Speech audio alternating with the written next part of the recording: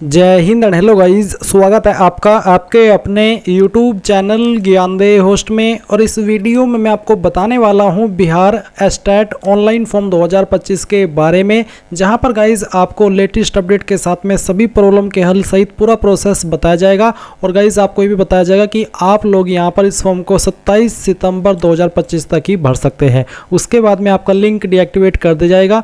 और वैसे भी आपको सिर्फ 8 दिन का समय मिला था फॉर्म को भरने के लिए। तो अगर कोई ऐसा अपडेट आता है टाइम टू टाइम जिसमें कि बोला जाए कि आपकी लास्ट डेट आगे बढ़ी गई, तो आपको उसी वक्त वीडियो बना करके अपडेट कर दिया जाएगा। अभी के लिए आपकी लास्ट डेट 27 सितंबर 2025 ही है। और इस वीडियो के अंदर आपको पूरी जानकारी शुरू से लेकर आखिर तक दी जाएगी, जहां पर आपको पेमेंट प्रोसेस तक का प्रोसेस बताया जाएगा। और आपके फॉर्म के अंदर अगर कोई भी इशू आ रहा है उसके सोल्यूशन आपको दिए जाएंगे। तो वीडियो को पूरा देखना है गाइस। अगर आपने अभी तक वीडियो को लाइक शेयर नहीं किया हो तो कर देना, और चैनल को सब्सक्राइब करके बेल आइकन ऑन कर लेना। फिर जो लिंक वीडियो को डिस्क्रिप्शन में दिया है आप ओपन करेंगे और आपके सामने ये इंटरफेस आ जाएगा। मैं आपको कुछ चीज़ें पहले ही क्लियर कर देता हूँ। कुछ सब कैंडिडेट के सवाल है कि सेल्फ अटेस्टेड कैसे करें डॉक्यूमेंट्स अपने। तो उसमें बेसिकली क्या है, जैसे कि जो भी डॉक्यूमेंट आपको वहाँ पर अपलोड करने के लिए बोला जाएगा, जो कि आपको आगे इस वीडियो में बताया भी जाएगा। आपको उस डॉक्यूमेंट को अपने फ़ोन से फ़ोटो क्लिक कर लेना है और फिर आपको उसको सिंपली वहाँ पर अपलोड कर देना है। अगर आपके पास कलर में है तो कलर में उसको कर दीजिए। कहीं के पास ओरिजिनल चीज़ें अभी अवेलेबल नहीं होगी, उनके पास सिर्फ जो कॉलेज से मिलती है आपकी प्रोविज़नल वही अवेलेबल है, तो ऐसे में आप उसको भी अपलोड कर सकते हैं। और अगर आप उसको स्कैन करके अपलोड करना चाहें किसी ऐप का इस्तेमाल करके, तो आप वो भी कर सकते हैं। तीनों में कोई इशू नहीं आएगा। बस मेन चीज़ है कि वो चीज़ आपकी वहाँ पर जो अपलोड करने को बोली है वो अपलोड हो जाए। इसके अलावा किसी और चीज़ से फ़र्क नहीं पड़ेगा।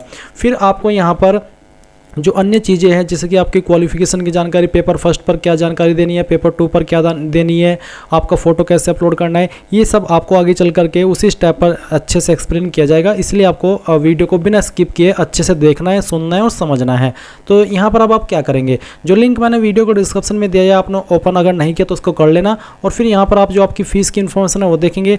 आपकी पेपर फर्स्ट पर अप्लाई करने के लिए एलिजिबिलिटी क्या है वो आप चेक कर सकते हैं, पेपर 2 के देख सकते हैं। फिर सब्जेक्ट वाइज भी आपको यहाँ पर एलिजिबिलिटी बहुत ही अच्छे से दी गई है हिंदी के अंदर, तो आप इसको अच्छे से चेक कर लेना। और फिर जो क्वालिफिकेशन आपसे मांगी है सब्जेक्ट पर अप्लाई करने के लिए, पेपर पर अप्लाई करने के लिए, वो आप यहाँ से चेक कर लेंगे। जब आप पूरी तरीके से सभी इन्फॉर्मेशन चेक कर ले और पूरी तरीके से श्योर हो जाए कि हाँ मैं इसमें अप्लाई करने के लिए एलिजिबल हूँ, तो आप इंपॉर्टेंट लिंक के सेक्शन में आएंगे और अप्लाई ऑनलाइन लिंक ओपन करेंगे। अब आपके सामने यहाँ पर ये इंटरफेस आ जाएगा, जहाँ से आपको आपका फॉर्म फिलअप करना है। यहाँ पर भी आप इसकी जो डिटेल्स है वो चेक कर सकते हैं। यहाँ पर आ जाने के बाद में आप रजिस्टर इसके ऊपर क्लिक करेंगे। देन आपके सामने प्रोसेसिंग होगी और इस तरह का इंटरफेस आएगा, जहाँ पर आपको बेस्ट ब्राउजर रिकमेंड किए जाएंगे कि आप इन ब्राउजर के अंदर इस फॉर्म को अच्छे तरीके से फिल कर सकते हैं और इस वेबसाइट को अच्छे से एक्सेस कर सकते हैं। तो आप इसको क्लोज कर दीजिएगा। फिर आप यहाँ पर आई एग्री इसके ऊपर क्लिक करेंगे। देन गाइज आपको यहाँ पर जो आपका फर्स्ट नेम है वो एंटर करना है। ये जो आप यहाँ पर फर्स्ट नेम डालेंगे या फिर जो भी नाम आप यहाँ पर अपना भर रहे हैं, ये आपको 10th के सर्टिफिकेट के अकॉर्डिंग फिल करना है। इसके बाद आप यहाँ पर मिडिल नेम डालेंगे, नहीं है तो खाली छोड़ देंगे। एंड देन जो आपका लास्ट नेम है वो भी आप यहाँ पर फिल कर देंगे। इसके बाद जो आपकी डेट ऑफ बर्थ है ये आपको सिलेक्ट कर लेनी है। गाइज डेट ऑफ बर्थ भी आप यहाँ पर आपके 10th के सर्टिफिकेट के अकॉर्डिंग ही फिल करेंगे। तो पहले ईयर फिर मंथ और उसके बाद में डे, तो आपका डेट ऑफ बर्थ आ जाएगा। फिर आप आपका जेंडर सेलेक्ट कर लेंगे।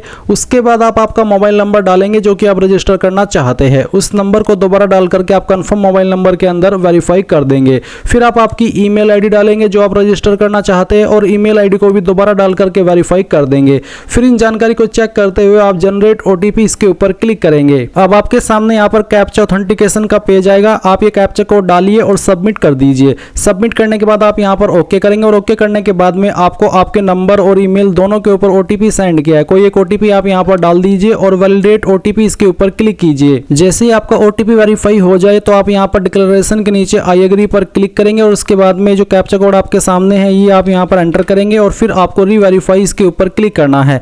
इसके ऊपर क्लिक करने के बाद जो इन्फॉर्मेशन अभी आपने भरी है वो सभी आपके सामने है।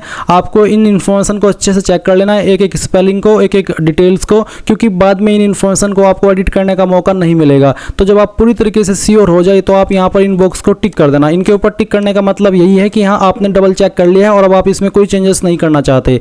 इसके बाद आप सबमिट के ऊपर क्लिक करेंगे और यहाँ से ओके कर देंगे। फिर आप यहाँ पर देखेंगे कि जो आपका रजिस्ट्रेशन है वो यहाँ पर हो चुका है, तो आप इसको यहाँ से क्लोज करेंगे और क्लोज करने के बाद आप गो टू एप्लीकेशन इसके ऊपर क्लिक करेंगे। देन यहाँ पर इस तरह से प्रोसेसिंग होगी, जहाँ पर आपको अगेन जो ब्राउजर है वो रिकमेंड किए जाते हैं, तो आप इसको होने दीजिएगा। दीजिएगा। जैसे ये कंप्लीट हो जाए आप क्लोज कर दीजिए। क्लोज करने के बाद यहाँ पर अब आप अपनी जो अन्य इन्फॉर्मेशन है वो फिल करेंगे, जिसमें कि गाइज आपको फादर हस्बैंड नेम देना है। तो जो भी आपके पिता का नाम है वो आप यहाँ पर डाल दीजिए। अगर आपकी शादी हो चुकी है तो आप आपके पति का नाम यहाँ पर फिल करेंगे। इसके बाद जो आपकी माता जी है उसका नाम आपको यहाँ पर एंटर कर देना है। And then alternate mobile number के अंदर अगर आप सेकंड नंबर यूज करते हैं अपना कोई, वो आप यहाँ पर डाल दीजिएगा। नेशनलिटी के अंदर आप इंडियन सेलेक्ट कर लेंगे। फिर पूछे are you domicile of Bihar state, क्या आप बिहार स्टेट के निवासी, आपके पास बिहार का निवास प्रमाण पत्र है? अगर है तो यस करेंगे। और यस करने के बाद में आपको बोला कि candidate district code and name, यानी कि कौन सी डिस्ट्रिक्ट से आप है वो डिस्ट्रिक्ट आपको बतानी होगी। बट अगर आप बिहार से नहीं है तो आप यहाँ पर नो कर दीजिएगा। फिर ऐसे में यहाँ पर आपको आपकी बिहार के अलावा जो अन्य स्टेट है वो सिलेक्ट करनी होगी। साथ ही साथ medium of appearing in exam, किस लैंग्वेज में आप अपियर होना चाहते हैं अपने एग्जाम में वो सिलेक्ट करना है। बट मैं आपको गाइज बता दूं कि मेनली इस फॉर्म को जो कैंडिडेट भरेंगे वो बिहार से भरेंगे, इसलिए अगर मैं यहाँ पर are you domicile of Bihar state में यस करता हूँ तो फिर गाइज आप यहाँ पर आपकी जो स्टेट है जो आपकी जिला है वो आप सिलेक्ट कर लेंगे। उसके बाद बाकी के ऑप्शन सेम रहेंगे। इसमें है मीडियम ऑफ अपियरिंग एग्जाम, तो किस लैंग्वेज में आप पेपर देना चाहते हैं, जो भी लैंग्वेज आप सिलेक्ट कर लेंगे फिर इसी लैंग्वेज में आपको पेपर देना होगा और बाद में आप इसको चेंज भी नहीं कर पाएंगे। फिर आता है कैटेगरी ऑफ द कैंडिडेट, तो आपकी कास्ट कैटेगरी क्या है। अगर आप बिहार के अलावा किसी अन्य स्टेट से है तो आपको जनरल के अंदर कंसिडर किया जाएगा। बट अगर आप बिहार से है तो जो भी आपकी रियल कैटेगरी है बिहार स्टेट के अंदर वो कैटेगरी आप यहाँ पर सेलेक्ट कर सकते हैं, चाहे वो जनरल हो या फिर बीसी या फिर एससी हो। मैं यहाँ पर डेमो के लिए सब विकल्प आपको सेलेक्ट करके दिखाया हूँ। इसके बाद गाइज आप यहाँ पर देखेंगे bank account detail of the candidate, आपको यहाँ पर अपने बैंक की डिटेल देनी है, जिसमें कि आप बैंक नेम लिखेंगे कि किस बैंक में आपका अकाउंट है, ब्रांच यानी कि कहाँ पर वो आपका बैंक स्थित है उस ब्रांच का नाम आप लिखेंगे। फिर अकाउंट नंबर, आपका अकाउंट नंबर डाल देंगे और आईएफएससी कोड भी यहाँ पर फिल कर देंगे। ये सब इन्फॉर्मेशन आपको आपकी चेकबुक के ऊपर और आपकी पासबुक के ऊपर देखने को मिल जाएगी। इसके बाद आता है identification detail, mark of visible identification, आपकी बॉडी के ऊपर ऐसा निशान जिससे आपकी बॉडी की पहचान होती है। ये निशान आपकी बॉडी के ऊपर जलने का, कटने का या फिर बर्थ मार्क हो सकता है। मैं आपको सजेस्ट करूंगा कि आप उसी निशान के बारे में लिखें जो कि प्राइवेट जगह पर न हो, ताकि ज़रूरत पड़ने पर अगर वो दिखाने की आवश्यकता पड़े तो आप उसको बेझिझक दिखा सके। अगर आपकी बॉडी के ऊपर ढूंढने के बाद भी कोई ऐसा मार्क नहीं है तो आप नो मार्क लिख दीजिएगा। उसके बाद गाइज आप देखेंगे यहाँ पर कुछ सवालों के आंसर करने हैं, जैसे कि do you have pan card, अगर आपके पास है तो यस कर देना। यस करने के बाद में पैन कार्ड का नंबर और क्या नाम आपका पैन कार्ड के ऊपर लिखा है वो आप यहाँ पर लिखेंगे। इसी प्रकार से कि आपके पास लाइसेंस है, अगर है तो यस करेंगे और यस करने के बाद में आपको ड्राइविंग लाइसेंस का नंबर, आपके लाइसेंस के ऊपर क्या नाम लिखा है वो, फिर कौन सी अथॉरिटी ने उसको जारी किया यानी कि किस आरटीओ के द्वारा जारी हुआ है वो आप लिखेंगे। डेट ऑफ इशू और validity day of driving licence यानी कि कब तक वो वैलिड है वो आपको बताना होगा और किस तरह का लाइसेंस है वो भी आपको बताना है। नहीं है तो नो कर दीजिए। इसी प्रकार से कि आपके पास वोटर आईडी है, अगर है तो यस करेंगे। यस करने के बाद वोटर आईडी और उसके बाद में गाइज यहाँ पर आपको name on voter ID card, आपका वोटर आईडी कार्ड के ऊपर क्या नाम है वो आप यहाँ पर लिख देंगे। इसके बाद में यहाँ पर सवाल आता है कि do you have valid photo attached bank passbook, क्या आपके पास वैलिड फोटो अटैच्ड पासबुक है जिसके ऊपर आपका फोटो भी लगा हो। अगर हाँ तो यस करेंगे। यस करने के बाद में आपका पासबुक के ऊपर क्या नाम लिखा है वो और आपका अकाउंट नंबर वो आप यहाँ पर डाल देंगे। फिर do you have any other valid ID card issued by government authority, क्या आपके पास कोई इन आईडी के अलावा कोई अन्य ऐसी आईडी जो कि गवर्नमेंट के द्वारा जारी की गई हो, तो आप यहाँ पर यस करेंगे और उस आईडी टाइप का जो भी जिस तरह की वो आईडी है उसका नाम आप यहाँ पर लिखेंगे और आईडी नंबर भी डाल देंगे और उसके बाद यहाँ पर टिक करके सेव और नेक्स्ट कर देंगे। मैं आपको चीज़ ये भी बता दूं कि जो जितनी भी यहाँ पर ये चीज़ें मेंशन की गई है इनमें से आपके पास अगर एक भी आईडी है तो अच्छी बात है, अगर एक भी नहीं है तो इशू है। और वैसे कंपलसरी रूप में आपसे एक ही आईडी मांगी है, चाहे वो पैन कार्ड हो, चाहे फिर आपका वोटर आईडी कार्ड हो, चाहे फिर पासपोर्ट हो। तो कोई एक आईडी की इन्फॉर्मेशन अगर आपके पास है तो आप आगे बढ़ सकते हैं और अगर आपके पास ये सभी है जो यहाँ पर मेंशन की गई है तो सभी की इन्फॉर्मेशन दे देना, कोई भी इशू वाली बात नहीं है। फिर आप यहाँ पर टिक करके सेव और नेक्स्ट के ऊपर क्लिक करेंगे। इसके बाद गाइज आपके सामने एडिशनल डिटेल में दो सवाल है। एक है कि क्या आप एक्स सर्विसमैन है, अगर है तो यस, नहीं तो आप नो करेंगे। फिर पूछा do you belong to differently abled category, यानी कि जो पीडब्ल्यूडी कैंडिडेट होते हैं जिनको आप दिव्यांग बोलते हैं, क्या आप उस कैटेगरी से आते हैं, अगर हाँ तो यस, नहीं तो आप नो करेंगे। उसके बाद आप सेव और नेक्स्ट के ऊपर क्लिक कर देंगे। फिर गाइज यहाँ पर आपके सामने कम्युनिकेशन डिटेल यानी कि एड्रेस की इन्फॉर्मेशन आ जाएगी। तो पहले है कोरस्पोंडेंस एड्रेस यानी कि प्रेजेंट एड्रेस, तो जो भी प्रेजेंट एड्रेस है वो आप लाइन फर्स्ट और 2 के अंदर डाल देंगे। फिर आपकी कंट्री इंडिया सेलेक्ट कर लेंगे। उसके बाद में आपकी जो स्टेट है वो आपको यहाँ पर सेलेक्ट करनी होगी एंड देन जो आपकी डिस्ट्रिक्ट है वो आप सेलेक्ट कर लेंगे और फिर जो आपका पिन कोड है वो भी आप यहाँ पर डाल देंगे। फिर एक सवाल है कि is correspondence address same as permanent address, यानी कि क्या आपका कोरस्पोंडेंस एड्रेस यानी कि प्रेजेंट एड्रेस और परमानेंट एड्रेस एक ही है। अगर आप आपके दोनों एड्रेस एक ही है तो आप यस कर देंगे। अगर आपके दोनों एड्रेस अलग अलग है तो आप नो करके अलग से अपना परमानेंट एड्रेस भर देंगे। नीचे नोट करके करके ये भी बोला है कि if you select yes in domicile of Bihar then the permanent address must be of Bihar only else your candidature may be cancelled. यानी कि अगर आपने बिहार डोमिसाइल वाले सवाल में यस किया था तो फिर आपका परमानेंट एड्रेस बिहार का होना चाहिए। अगर वो बिहार का ना हुआ तो फिर आपका जो फॉर्म है वो रद्द कर दिया जाएगा। तो ये चीज़ आपको यहाँ पर ध्यान में रखते हुए अपनी जानकारी भर देनी है एड्रेस की, और फिर आप सेव और नेक्स्ट के ऊपर क्लिक करेंगे। अब आपके सामने यहाँ पर क्वालिफिकेशन का सेक्शन आ चुका है, जहाँ पर आपको पहले पेपर सेलेक्ट करना है कि आप कौन से पेपर पर अप्लाई करना चाहते हैं। पेपर फर्स्ट, अगर आप पेपर फर्स्ट सेलेक्ट करें तो आपको बताना कि किस सब्जेक्ट के ऊपर आप अप्लाई करना चाहते हैं वो आप सेलेक्ट करेंगे। अगर आपको पेपर 2 पर अप्लाई करना है तो फिर यहाँ पर आप किस सब्जेक्ट पर अप्लाई करना चाहते हैं वो सेलेक्ट करेंगे। अगर आपको दोनों सब पेपर पर अप्लाई करना है तो आपको यहाँ पर सेलेक्ट करना कि पहला सब्जेक्ट आप क्या रखना चाहते हैं पेपर फर्स्ट का, और पेपर 2 का आप क्या रखना चाहते हैं वो भी आप सेलेक्ट कर लेंगे। तो अगर आप दोनों पर अप्लाई करें तो आप इस तरह से दोनों पर भी कर सकते हैं, कोई भी अतिरिक्त ऑप्शन नहीं आएगा।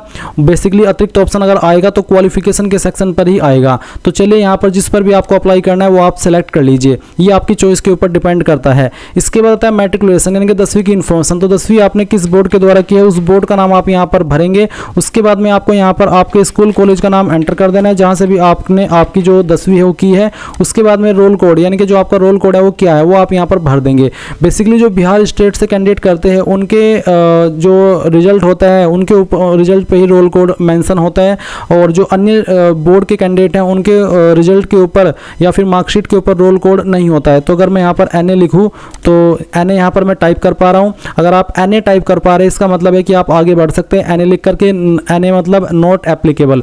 उसके बाद में जो आपका रोल नंबर है वो आप यहाँ पर एंटर कर देना, और फिर यहाँ पर आपको बताना कि किसके अंदर आपके नंबर थे, CGPA परसेंटेज या फिर ग्रेड ऑफ मार्क्स जिसके अंदर भी थे वही आप सेलेक्ट कर लेना। परसेंटेज है तो आपको बताना कि कितने नंबर आपको आए थे और कितने में से आए थे वो आप मैक्सिमम मार्क्स के अंदर फिल कर देंगे। फिर आपको बताना कि किस साल के अंदर आपने आपकी जो 10वीं है वो पास कर ली थी। उसके बाद आपकी डिवीज़न क्या थी वो आप सेलेक्ट कर लेंगे। जिनके 60+ परसेंटेज होते हैं फर्स्ट डिवीज़न के अंदर आते हैं, जिनके 45 से लेकर के 59 के बीच में रहते हैं वो रहते हैं उनके सेकंड डिवीज़न, और जो 33 से लेकर के 45 परसेंटेज के बीच में आते हैं कैंडिडेट उनका थर्ड डिवीज़न कहलाया जाता है। तो ये जो मैंने आपको चीज़ बताई है इसके अनुसार आप किस डिवीज़न में आते हैं वो आपको सेलेक्ट कर लेना है। इसके बाद आप 12वीं की इन्फॉर्मेशन सेम वे में भरेंगे। तो पहले आपको 12वीं का बोर्ड सेलेक्ट कर लेना है, फिर आपको यहाँ पर आपके स्कूल कॉलेज का नाम देना है जहाँ से आपने आपकी 12वीं की है। फिर रोल कोड अगर है तो आप यहाँ पर डाल देना, नहीं तो आप NA लिखेंगे। उसके बाद में रोल नंबर क्या है वो आप फिल करेंगे, नंबर किसके अंदर है वो सेलेक्ट कर लेंगे। अगर परसेंटेज तो कितने नंबर आपको आए थे वो नंबर आपको यहाँ पर एंटर करने होंगे। फिर मैक्सिमम मार्क्स कितने में से आए थे वो, उसके बाद में किस साल के अंदर पास किया है, और फिर डिवीज़न क्या है वो भी आप सेलेक्ट कर लेंगे। अब आती है ग्रेजुएशन क्वालिफिकेशन डिटेल। तो यहाँ पर सबसे पहले name of the board university, कहाँ से आपने आपकी जो क्वालिफिकेशन है वो की है उसका नाम आपको यहाँ पर एंटर करना होगा। नेम ऑफ कॉलेज, अब आपको यहाँ पर आपके जो कॉलेज है उसका नाम एंटर कर देना है जहाँ से भी आपने इसको किया है, या फिर आपके इंस्टीट्यूट का नाम। उसके बाद में रोल कोड यहाँ पर सेम पूछा है तो अगर रोल कोड एप्लीकेबल है आपकी क्वालिफिकेशन के ऊपर मेंशन है तो आप डालेंगे, नहीं तो NA लिख देंगे। उसके बाद में रोल नंबर क्या है आपका फाइनल ईयर का वो आप डाल देंगे। ईयर ऑफ पासिंग बताएंगे कि किस साल के अंदर आपने इसको पास कर लिया था। फिर किसके अंदर आपके नंबर है वो आप सिलेक्ट कर लेंगे। अगर CGPA तो CGPA बतानी होगी कितनी आई थी और कितने में से आई थी। अगर परसेंटेज तो परसेंटेज सेलेक्ट करेंगे और बताएंगे कि कितने नंबर आपको आए थे। मैं डेमो के लिए नंबर आपको फिल करके दिखा रहा हूँ, आप आपके रियल नंबर डालेंगे सभी ईयर के मिला करके, और कितने में से आए थे वो आप यहाँ पर एंटर कर देंगे इस तरह से, जैसे कि मैं आपको यहाँ पर एंटर करके दिखा रहा हूँ।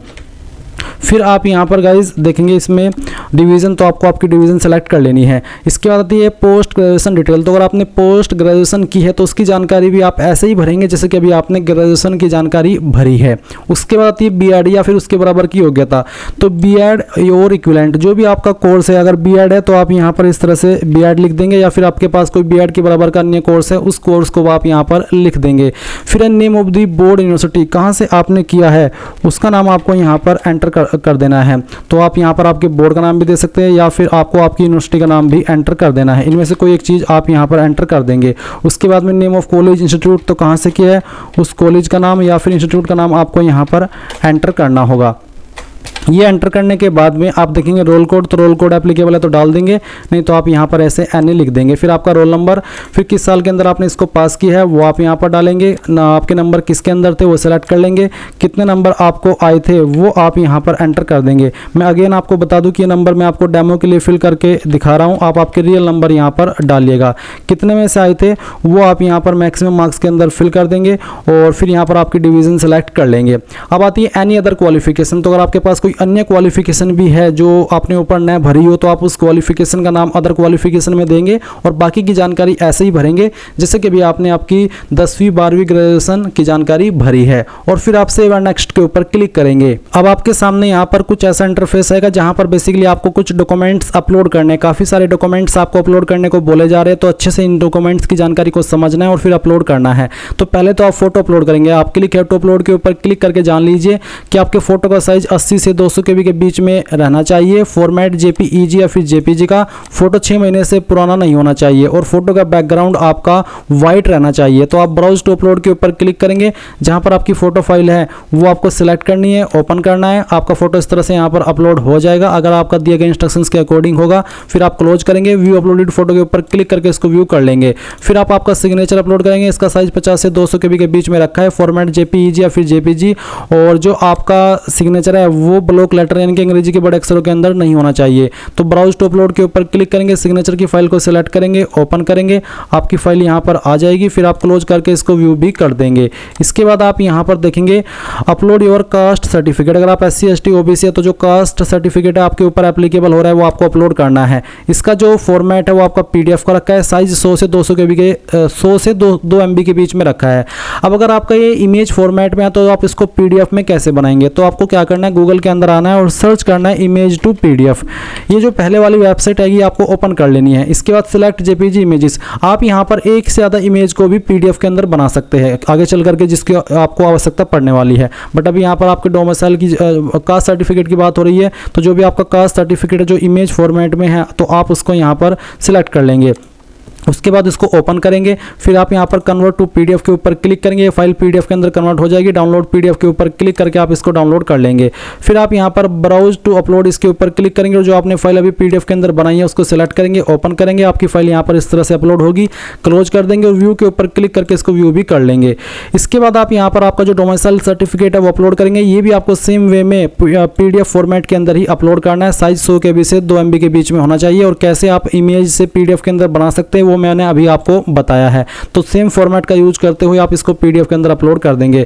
फिर आप 10th का सर्टिफिकेट अपलोड करेंगे। इसका फॉर्मेट भी PDF में है और मैंने अभी आपको बताया कि कैसे आपको इमेज से PDF के अंदर बनाना है। उसके बाद आप देखेंगे 10th की मार्कशीट। अगर आपका 10th का सर्टिफिकेट और मार्कशीट एक ही है तो जो आपने सर्टिफिकेट में अपलोड किया है वही आपको 10th की मार्कशीट में अपलोड करना है। सेम वे में आपको 12th क्लास का सर्टिफिकेट अपलोड करना है और फिर मार्कशीट अपलोड करनी है। फिर से बता दो, अगर आपका सर्टिफिकेट और मार्कशीट एक ही है, अलग अलग नहीं है, तो दोनों में आपको एक ही डॉक्यूमेंट अपलोड कर देना है। उसके बाद आपको ग्रेजुएशन या उसके बराबर की जो आपके पास क्वालिफिकेशन है उसका सर्टिफिकेट आप यहां पर अपलोड करेंगे। सेम वे में फिर आप यहां पर जो आपकी ग्रेजुएशन की मार्कशीट है वो अपलोड करेंगे। अब मार्कशीट वाले चीज़ में आपके ऊपर ये एप्लीकेबल होगी क्योंकि मार्कशीट कई सारी होती है, कई सारे इमेज होते हैं। तो आप सेलेक्ट JPG इमेजेस के ऊपर क्लिक करके जितने भी आपकी मार्कशीट की फाइल है, चाहे वो 2 है, 3 है, 4 है, 5 है, वो आपको सिलेक्ट कर लेनी है और इस तरह से वो आ जाएगी। फिर आप कन्वर्ट टू PDF कर देंगे। ये फाइल आपकी PDF के अंदर कन्वर्ट होगी एंड फिर आप उस फाइल को यहाँ पर अपलोड कर देंगे। उसके बाद में अगर आपके पास जो B.Ed या उसके बराबर की क्वालिफिकेशन है उसका सर्टिफिकेट आपको अपलोड करना है। और ये सभी अपलोड करने के बाद में आप यहाँ पर ऑनलाइन माध्यम पर क्लिक करेंगे एंड देन फिर यहाँ पर आपको टिक करना है इन सभी के ऊपर। इनके ऊपर टिक करने के बाद में आप आई एग्री के ऊपर क्लिक करेंगे, कैप्चा कोड फिल करेंगे और प्रीव्यू के ऊपर क्लिक करेंगे। प्रीव्यू के ऊपर क्लिक करने के बाद आपने जो भी जानकारी भरी है उसका प्रीव्यू आपके सामने आएगा। जब आप पूरी तरीके से एक एक जानकारी को बहुत ही अच्छे से चेक कर ले, क्योंकि बाद में एडिट का मौका नहीं मिलेगा, और पूरी तरीके से आप श्योर हो जाए तो आप यहाँ पर ओके कर देना और फिर आप यहाँ पर सबमिट के ऊपर क्लिक करेंगे। सबमिट के ऊपर क्लिक करते ही आपको पेमेंट के पेज पर ट्रांसफर कर दिया जाएगा। आप आपकी एप्लीकेशन फीस, कार्ड्स, पे थ्रू यूपीआई QR कोड्स या फिर नेट बैंकिंग, तो जिस भी माध्यम का आपको इस्तेमाल करना है वो आप सिलेक्ट कर लीजिए। और फिर जैसे कि मैंने QR कोड का यूज किया तो जनरेट UPI QR कोड, इसके ऊपर क्लिक करेंगे, आपके सामने QR कोड आ जाएगा। आप इस कोड को स्कैन करके अपनी एप्लीकेशन फीस जमा कर देंगे। जैसे आप फीस जमा करेंगे और वो आपकी वेरीफाइड हो जाएगी यानी कि वो सक्सेसफुल रहेगी ट्रांजैक्शन, तो आप इसी वेबसाइट के ऊपर डायरेक्ट किए जाएंगे जहां से आपने फॉर्म फिल करना स्टार्ट किया था और आप अपने फॉर्म का फाइनल प्रिंट आउट ले पाएंगे। इस तरह से गाइज आप लोग बिहार एस्टेट 2025 ऑनलाइन फॉर्म भर पाएंगे। आई होप ये प्रोसेस आपको पसंद आया होगा। So thanks for watching. जय हिंद।